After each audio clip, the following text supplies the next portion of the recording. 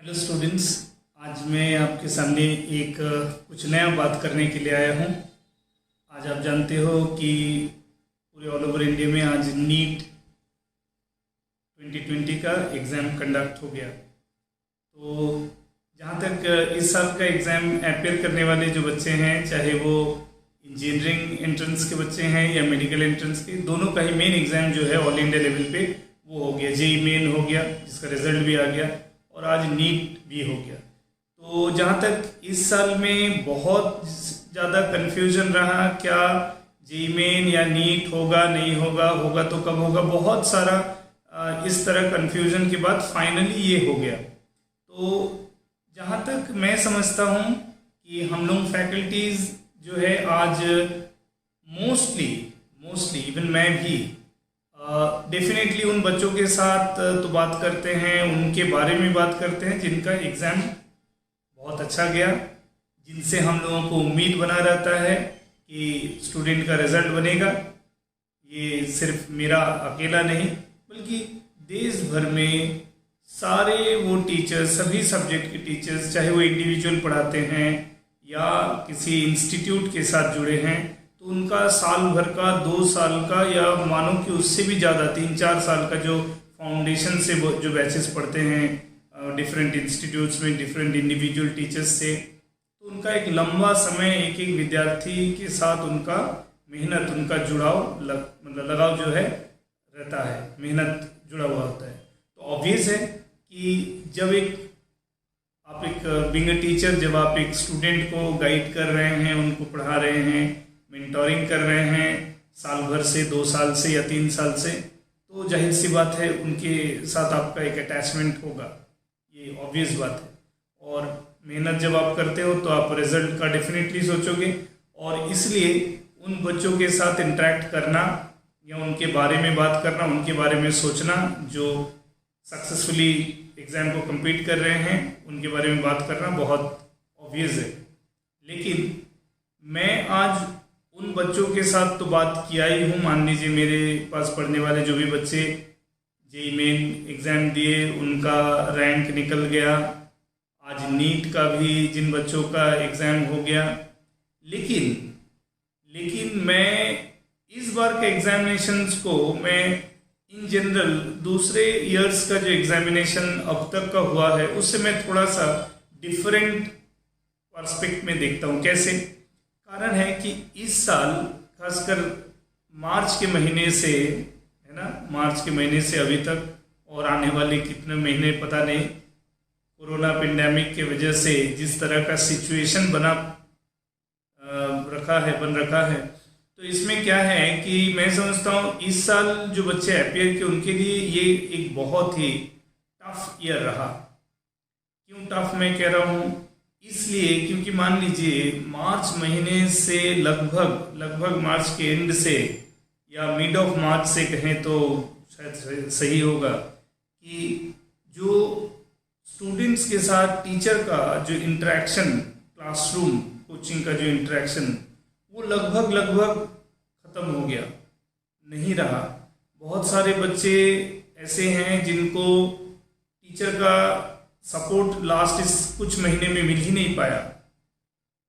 भले ही ऑनलाइन का system active रहा, बहुत सारे टीचर्स प्रयास किए कि वो ऑनलाइन में आके अपने बच्चों को जो इतने समय से उनके साथ जुड़े हुए थे उनको सपोर्ट करे, लेकिन बहुत सारा ऐसा फैक्टर्स रहा, क्योंकि टीचर्स के लिए भी, इंस्टीट्यूट्स के लिए भी ये एक नया एक्सपेरिमेंट था, जिसकी वजह से मैं समझता हूँ कि हम सभी लोगों को ऑनलाइन प्लेटफॉर्म में आके एक कन्वीनियंट फॉर्म में वर्क करने के लिए ऑब्वियसली थोड़ा ज़्यादा समय लगा, और इस सब का नुकसान डायरेक्टली स्टूडेंट्स को हुआ।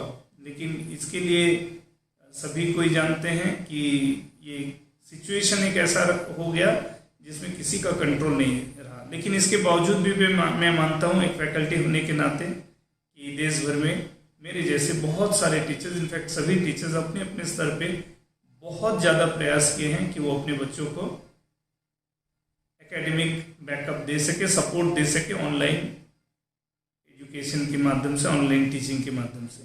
लेकिन फिर भी शायद वो उस स्केल तक पहुंचा पाना शायद पॉसिबल नहीं हुआ होगा, ये मैं समझता हूँ प्रैक्टिकली, क्योंकि बहुत सारा इशू था। जैसे बहुत सारे बच्चों से आप अगर ऑनलाइन सपोर्ट देना भी चाहते थे तो उनके साथ और हमारे साथ यानी टीचर्स के साथ, मैं ये अपना सिर्फ अकेला का बात नहीं कर रहा हूँ, मैं ऑल ओवर इंडिया में बहुत सारे टीचर्स से रेगुलर कॉन्टैक्ट्स में रहता हूँ, तो जिससे मेरे को एक ओवरऑल एक जनरल टीचर्स का क्या प्रॉब्लम है या क्या चल रहा है, ये सब का एक इंफॉर्मेशन रहता है। तो इससे मेरे को जो पता लगा कि हम लोग चाहने पर भी सबको इक्वल फैसिलिटीज़ नहीं प्रोवाइड कर पाए, या ऐसा भी हुआ कि कुछ एरियाज़ में से जहाँ इंटरनेट प्रॉपरली वर्क नहीं कर रहा है, या किसी के पास में मान लीजिए घर में वो इंटरनेट फैसिलिटी ही उतना अप टू द मार्क नहीं है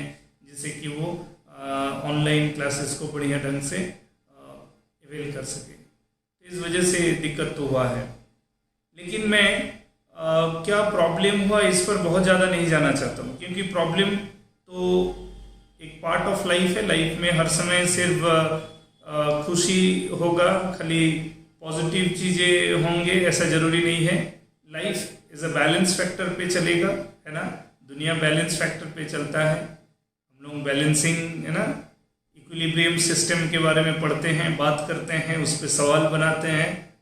तो लाइफ भी एक इक्विलिब्रियम सिस्टम के जैसा है, उसमें पॉजिटिविटी भी रहेगा, नेगेटिविटी भी रहेगा। तो 2020 का जो ईयर है उसमें नेगेटिव कमांड बहुत ज़्यादा रहा है और अभी तक चल रहा है, लेकिन इसके बावजूद भी मैं उन सभी बच्चों को जो सभी डिफ़िकल्टीज़ के बाद भी एक शॉर्ट पीरियड में फाइनली खुद को मेंटली प्रिपेयर किया कि उसको जेईई मेन या नीट के एग्ज़ाम इस बार देना है, और वो दिए भी।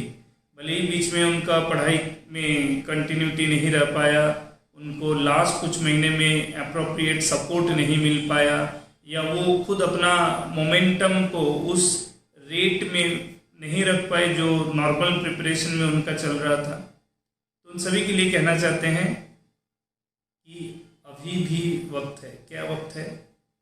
जिंदगी में कभी हार नहीं मानना चाहिए, ये मेरा सोच है, मेरा मानना है कि कभी आप हारिए नहीं, है ना। कभी ये मत सोचिए कि आपने एक मैच खेला और मैच में ऑब्वियस है जब एक मैच होता है तो एक साइड विन करता है, एक साइड लूज़र साइड होता है, लेकिन वो लूज़र रेगुलर के लिए, फॉरएवर के लिए नहीं है। You will get the chance to come and play again a new match, है ना। तो लाइफ एक, है ना, एक प्लेइंग ग्राउंड है जहाँ आपको समय समय पे लगातार मैचेस खेलने होंगे। कभी आप मैच जीतोगे, कभी आप मैच हारोगे, लेकिन हार के भी आपको जीतना है। कैसा जीतना है? आपको समझना है कि इस बार के प्रिपरेशन में आपसे कहाँ कहाँ चूक हो गया, आप कौन कौन सा फैक्टर्स को कंट्रोल नहीं कर पाए, कौन कौन सा वो फैक्टर्स है जिसमें आप इम्प्रूवमेंट नहीं ला पाए, आपका प्रयास कहाँ कम रह गया, है ना। ये सभी चीज़ों को आपको इत्मीनान से, शांति से सोचना है। ये प्रेशर लेने का वक्त नहीं है, ये सोचने का वक्त नहीं है कि मेरा एक साल चला गया। हाँ, ये तो फैक्ट है कि जिनका अच्छा नहीं हो पाया, जिनका जेईई मेन में सिलेक्शन नहीं हो पाया, या नीट के एग्ज़ाम देने के बाद जिनको आज एग्ज़ाम अच्छा नहीं गया, तो उन सभी के लिए कहना चाहता हूँ, मायूस होने का समय नहीं है। आप बिल्कुल मायूस ना हो, है ना। एक नया ऊर्जा अपने आप में भरिए, एक नए जोश के साथ, एक नए उम्मीद के साथ फिर आने वाले समय के लिए खुद को तैयार कीजिए। अगर आपके पास वक्त है, अगर आपका जो क्राइटेरिया है, एज क्राइटेरिया कहिए, या आपका अगर मैं कहूँ कि आपका अगर प्रोग्राम ऐसा है कि आप एक और अटेम्प्ट लेंगे, ठीक है, अगर ऐसा आपके लिए पॉसिबल है, अगर ऐसा आपका प्लानिंग है, आपका पेरेंट्स आपका इस प्लानिंग में सपोर्ट करते हैं, या पेरेंट्स चाहते हैं, या आप भी चाहते हैं, तो आप अभी से ये भूल जाइए कि आपका इस बार अच्छा नहीं गया। आप ये सोचिए, अभी ये सोचने का वक्त है कि आप कहाँ कहाँ चूक गए हैं। What are the points where you have missed out your calculation. आप कहाँ कहाँ मिस किए हैं। मिस मतलब मैं सिर्फ सवाल का मिस करने का बात नहीं कर रहा हूँ, मैं टोटल प्रिपरेशन स्ट्रैटेजी है ना उसकी बात कर रहा हूँ कि आप टोटल प्रिपरेशन स्ट्रैटेजी में कहाँ कहाँ फेल कर गए, कहाँ आप इम्प्रूव करना चाहिए था नहीं कर पाए। ये आपको अच्छी तरह से पता है। कौन सा सब्जेक्ट में लास्ट एक साल में आपने रिलेटिवली कितना इम्प्रूव कर पाया या नहीं कर पाया, ये आप अच्छी तरह से जानते हो। ठीक है, तो इसीलिए हारना नहीं है। मैं बार बार कह रहा हूँ हारना नहीं है, क्योंकि मैं कभी हारने में बिलीव ही नहीं करता हूँ। मैं बहुत फाइट करता हूँ लाइफ में और बिलीव करता हूँ कि अगर आप लड़ने के लिए तैयार हैं, तत्पर हैं, तो आप कभी हार सकते ही नहीं हो। हाँ, ये होगा कि रिलेटिवली, जो फिजिक्स के वर्शन है ना, रिलेटिव मोशन तो आप रिलेटिवली कभी एट पार रहोगे, कभी थोड़ा सा आगे जाओगे, कभी थोड़ा सा पीछे रहोगे, यही हो सकता है। लेकिन आप बिल्कुल मतलब you can not be out of the contest completely. तो इसीलिए एक नया उम्मीद भरिए, अपने आप में जोश लाइए, है ना, और एक खुद से एक कमिटमेंट कीजिए, एक वादा कीजिए। ये प्रॉमिस आप खुद से कीजिए।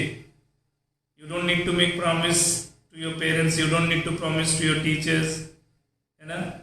आप अपने आप से प्रॉमिस कीजिए कि आज से, यानी कि अभी से आप खुद में वो पूरा 100% पॉजिटिविटी लाएंगे।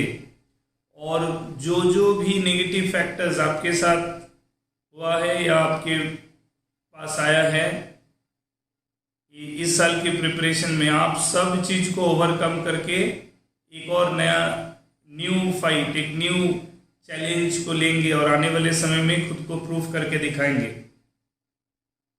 और अगर आप पॉजिटिवली सोचते हो तो मैं समझता हूं कि you can recover and you can be a new fighter and can cover up all the drawbacks ना, डेफिशिएंसीज जो आपकी इस बार की प्रिपरेशन में रहा होगा। और आप एक नए उम्मीद के साथ, नए ऊर्जा के साथ लग जाएंगे और अच्छा करेंगे आने वाले समय में। और जिनका इस बार जेईई मेन बहुत अच्छा गया है, जिनको मार्क्स मतलब रैंक आया है, उनके लिए तो ऑलवेज गुड विशेस है कि आप जेईई एडवांस के लिए पूरी तरह से, है ना, एकदम फुल 100% डिवोशन के साथ लग जाइए। और उम्मीद करता हूँ मेरा वे आप सभी से, जो सभी जेईई एडवांस अपेयर करने वाले हैं, आप सबके लिए बेस्ट ऑफ लक है for your upcoming JEE advance. और उन सभी बच्चों को मैं कहना चाहता हूँ कि ये पैंडेमिक जिस तरह से आपको रेगुलर स्कूलिंग से डिस्कनेक्ट कर दिया, रेगुलर क्लासरूम कोचिंग से आपको डिस्कनेक्ट कर दिया और आपको एक तरह से घर में बिठा दिया, तो इससे एक फ़ायदा ये है, इसका पॉजिटिव साइड से आप देखें, आप अगर पूरा का पूरा टाइम घर में बैठे हैं और ऑलमोस्ट अपने मोस्ट ऑफ द जो कनेक्शन, जो सोशल कनेक्शन से डिस्कनेक्टेड हैं, तो आप अपना पूरा का पूरा टाइम एक प्रॉपर स्ट्रैटेजी और प्लानिंग के साथ लग जाइए, टाइम का प्रॉपर यूटिलाइज कीजिए, है ना। और अपना जो भी डिफिशियंसीज है जो सब्जेक्ट वाइज, चाहे वो फिजिक्स हो, मैथ्स हो, केमिस्ट्री हो, बायोलॉजी है, उसमें लग जाइए और अपना सेल्फ स्टडीज़ को बहुत ज़्यादा बढ़ा दीजिए, बहुत ज़्यादा खुद पर बिलीव लाइए और खुद अपने आप को इम्प्रूव करने के लिए, डेवलप करने के लिए कोशिश कीजिए। और जहाँ तक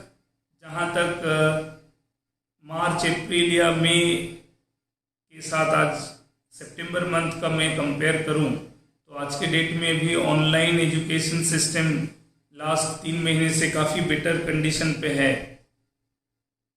और आप ऑनलाइन एजुकेशन, ऑनलाइन प्लेटफॉर्म्स जितना भी अवेलेबल है, इंडिविजुअल लेवल पे, इंस्टीट्यूशनल लेवल पे, जहाँ भी आपको सपोर्ट चाहिए, आप अपने अनुसार वो डिसाइड करें और सपोर्ट ले, लेकिन अपने आप पे भरोसा रखें और एक कंपटीशंस और एक नया टारगेट को डिसाइड करते हुए आगे बढ़ते रहिए, है ना। जिंदगी का नाम ही आगे बढ़ना है, रुकना तो है नहीं। तो फिर अपना लक्ष्य को क्यों रोक दे, उसका उम्मीद को क्यों रोक दे, सपना देखना क्यों बंद कर दे, और सपना को साकार करने के लिए लड़ना क्यों छोड़ दे। तो मैं भी लड़ता हूँ, आप भी लड़िए, सभी लड़ते हैं। जो लड़ेंगे वही जीतेंगे, और जो नहीं लड़ेंगे वो तो बगैर लड़े ही हार जाएंगे।